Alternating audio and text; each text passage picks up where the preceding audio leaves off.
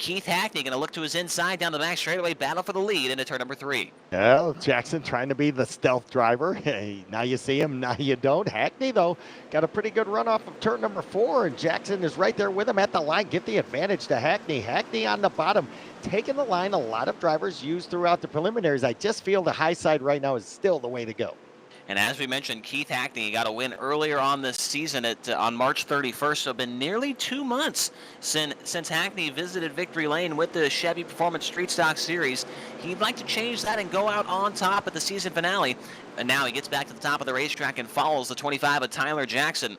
Jackson looking very good up front. Third spot is Carl Kilgore. Kilgore knows he's got to make something happen here, Rick, if he wants any shot at this championship. It was good. Camera work on the 54 of Larry Barber Jr., who had pretty much used his car as a pinball to bounce off all kinds of race car drivers. And there's Barber again in harm's way, gets turned around. And I just think that he was rattled from the start of this race, and he never recovered. And we got one upside down on the back straightaway. That is the 111 of Jaron Valley, last field, getting together. But we stay green, and the race up front's a good one. Sean Stevens is not happy with the 48 machine of Vaughn. Stevens went after Vaughn. Another driver paid the price.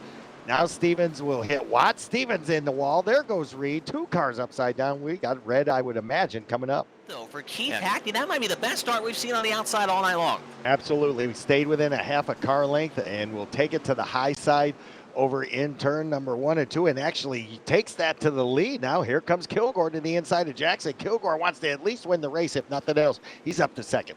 And Rick, we'll see what these guys do. The 69 and the 21, our teammates, we're trying to go 3 wide for second. Kilgore gets a shot in the shorts from the 5 of Isaac Salas.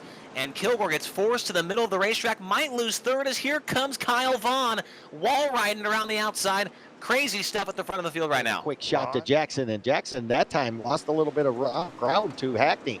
Yeah, and he wasn't able to run the line he wanted there. The 73 of Scott Reed, the lap car, kind of messed up his entry. Now Kilgore sees the door open. He'll look to the inside of Jackson. Might throw the slider. He drives it in there. Short slider gets into Jackson. Clips his nose. Kilgore bounces off the wall. The top 2 in the points bouncing off each other. Coming to the white flag this time by. Well, now it's pretty much, let's just see who's better. They slide job by Jackson. Kilgore let him by. Kilgore will hold the number 2 spot, put Jackson in his hip pocket for third, and Hackney, he's less than a lap away from victory.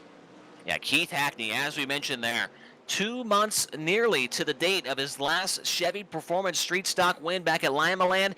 He's going to get the job done here tonight at the Charlotte Motor Speedway dirt track. It's Keith Hackney getting the win over Carl Kilgore, Tyler Jackson, Kyle Vaughn, and Bobby Rafferty.